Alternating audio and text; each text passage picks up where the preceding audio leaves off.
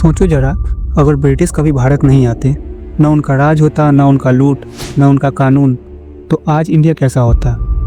एक गरीब देश या एक विश्वगुरु? क्या हम दुनिया को रूल करते या फिर खुद एक कहानी बन जाते? आज हम करने वाले हैं एक अल्टरनेट यूनिवर्स का सफ़र, जहां ब्रिटिश कभी भारत पर राज किया ही नहीं है और भारत अपनी असली शक्ति में जीता है। ब्रिटिश इन्वेजन से पहले भारत दुनिया का गोल्डन बर्ड था, सोने की चिड़िया।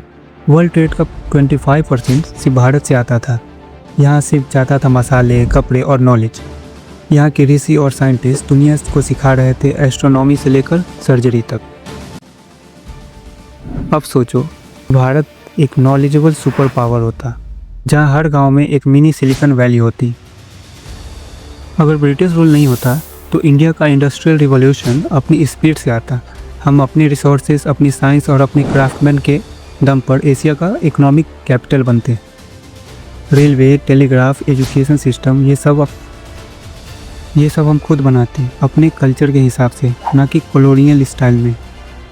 और इंग्लिश के बजाय दुनिया हिंदी, संस्कृत, तमिल, तेलुगु, मराठी ये सब भाषाएं सीखती, क्योंकि भारत होता है global knowledge hub. British rule के बिना हमारा टेम्पल, लाइब्रेरी और आर्ट सेफ रहता। ना कोहिनूर जाता, ना करोड़ों का गोल्ड टेम्पल्स से निकाले जाते। और सबसे बड़ी बात, हम डिवाइड एंड रूल से कभी टूटते ही नहीं। नॉर्थ और साउथ, हिंदू और मुस्लिम सब एक विजन में बंधे रहते हैं।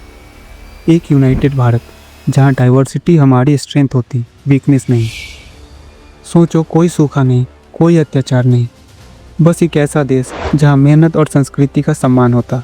आज का भारत एक सुपर एडवांस सिविलाइजेशन होता, जहाँ टेक्नोलॉजी और स्पिरिचुअलिटी दोनों हाथ से हाथ मिलाकर चलते। इमेजिन करो, वैदिक मैथ और एआई कॉम्बिनेशन, आयुर्वेदा और जेनेटिक साइंस एक साथ।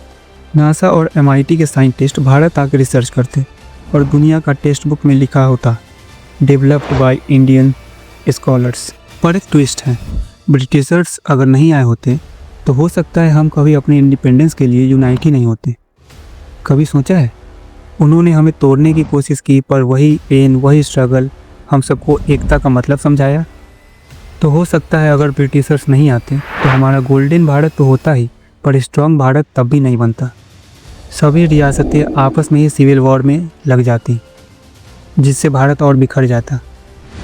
आज भी मौका है, वो भारत हम बना सकते हैं बिना किसी इन्वेजन के, अपनी सोच से, अपनी मेहनत से, अपनी यूनिटी से। क्योंकि जब हम अपनी कहानी खुद लिखते हैं तो दुनिया सुनने पर मजबूर हो जाती है। ये है नया भारत, जहाँ हिस्ट्री दोबारा लिखी जा रही है।